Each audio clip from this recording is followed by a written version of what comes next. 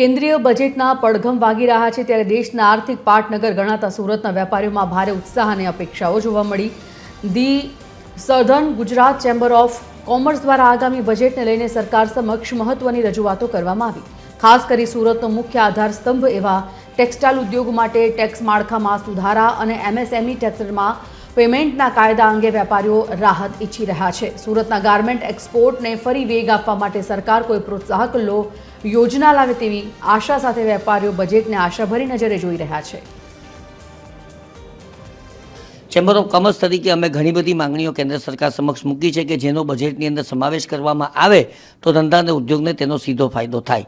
જો સીધા વેરાની વાત કરું તો સીબીડીટી દ્વારા સ્પષ્ટીકરણાત્મક એસઓપી જાહેર કરવામાં આવે, એટલે કે હાઈકોર્ટના વિવિધ ચુકાદાઓને ધ્યાનમાં રાખીને સીબીડીટી દ્વારા વિવાદ ઘટાડવા માટે આરબીઆઈની જેમ સ્પષ્ટતા તેવી રીતે જ એસઓપી જાહેર કરવી જોઈએ કે જેને કારણે કારણ વગરની સમસ્યાઓનો ઉદ્ભવ નહીં થાય।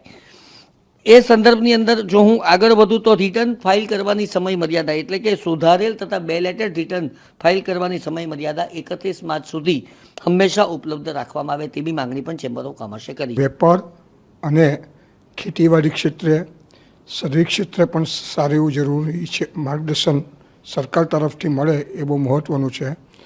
મહત્ત્વ રીતે તો વસ્તુ એવી છે કે અત્યારે જે કંઈક ઇન્સેન્ટિવો છે એ પ્રોડક્ટિવ બેઝના છે, પરંતુ નવા વિવિધ પ્રકારના ટ્રેડ સેગમેન્ટો પણ ડેવલપ થતા હોય છે, એને માટે બી ઇન્સેન્ટિવની કોઈ પ્રક્રિયા હોવી જોઈએ। બીજું, વિશેષ કરીને ઇન્કમટેક્સના ફેસલેસના ઘણા સારા આવકારદાયક મુદ્દાઓ છે, પરંતુ એ સમય મર્યાદામાં કોઈ પણ હિસાબે પાર પાડે એ અતિ મહત્ત્વનું છે। આવનારું બજેટ યુનિયન બજેટ 2026-27 વિવિધ ફ્રી ટ્રેડ એગ્રીમેન્ટ્સ અને ટેરિફ વોર એ જે સમય ચાલી રહ્યો છે તેની વચ્ચે આ જે બજેટ આવવાનું છે એમાં ઇન્ડસ્ટ્રીના લોકોની ઘણી બધી આશાઓ છે। એને હું જો ટૂંકમાં વર્ણવું તો દરેક ઇન્ડસ્ટ્રી, પછી ફાર્મા હોય, હેલ્થ હોય, મેન્યુફેક્ચરિંગ હોય, ત્યાર પછી ઇન્ફ્રાસ્ટ્રક્ચર હોય, ટેકનોલોજી હોય કે રિયલ સેક્ટર હોય, ગમે તે સેક્ટર, દરેક સેક્ટરમાંથી એવી એક આશા છે કે જ્યારે ભારત દેશની ઇકોનોમીનો ગ્રોથ એક મોમેન્ટમ આમ પકડી ચૂક્યું છે કે 6.5%થી 7%નું એક મોમેન્ટમ છે, તો એ ગ્રોથ એને હજી વિશાળ કરવાનો છે।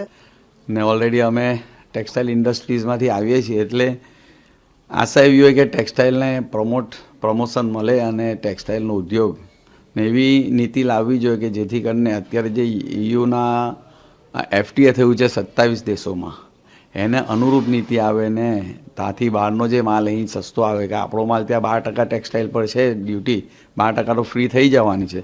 એટલે અત્યારે તો એવું છે કે ભાઈ ટેક્સટાઇલમાં ફ્યુચર બ્રાઇટ છે, પરંતુ મેઇન વસ્તુ એમએસએમઈની વાત છે ને એમએસએમઈની જે લિમિટ વધારવાનું અમે પણ અગાઉ સૂચન કર્યું છે કે એમએસએમઈ સેક્ટર માટે થોડી લિમિટ વધારવી જોઈએ। કે બજેટમાં ઘણી બધી અપેક્ષાઓ છે અને એમાં ખાસ કરીને આપણું જે યાનનું જે રો મટીરિયલ છે એમઈજીપીટીએ, હમણાં જે ડોલરનું જે એપ્રિસિએશન થયું છે, એટલે રૂપિયાનું ડેપ્રિસિએશન થયું છે, તો આપણું રો મટીરિયલ ઘણું વધી ગયું છે અને સાથે સાથે ડોલરના પ્રાઇસ બી વધ્યા અને રો મટીરિયલના બી પ્રાઇસ વધ્યા છે, બેઝિક પ્રાઇસ।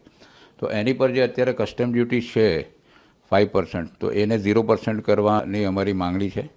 બીજું કે હવે ઘણા એફટીએ થઈ રહ્યા છે આપણે, અને સરકાર ખૂબ મહેનત કરે છે એફટીએ કરવા માટે, તો એના માટે ટેક્સટાઇલમાં ફેબ્રિક, ટેકનિકલ ટેક્સટાઇલમાં હોમ ટેક્સટાઇલ અને બીજા ટેકનિકલ ટેક્સટાઇલ અને ગાર્મેન્ટ એક્સપોર્ટની ખૂબ સારી ઓપોર્ચ્યુનિટીઓ છે। હવે એના માટે આપણે ત્યાં સારામાં સારું એક ઇનોવેશન સેન્ટર અને કોમન ફેસિલિટી સેન્ટરની જરૂર છે। આગામી બજેટમાં સૌથી મોટી જે આશા છે તે corporate tax, capital gain tax અને અન્ય ટેક્સમાં જો રાહત મળે તો એમએસએમઈ સેક્ટરને ખૂબ જ મોટો ફાયદો થાય।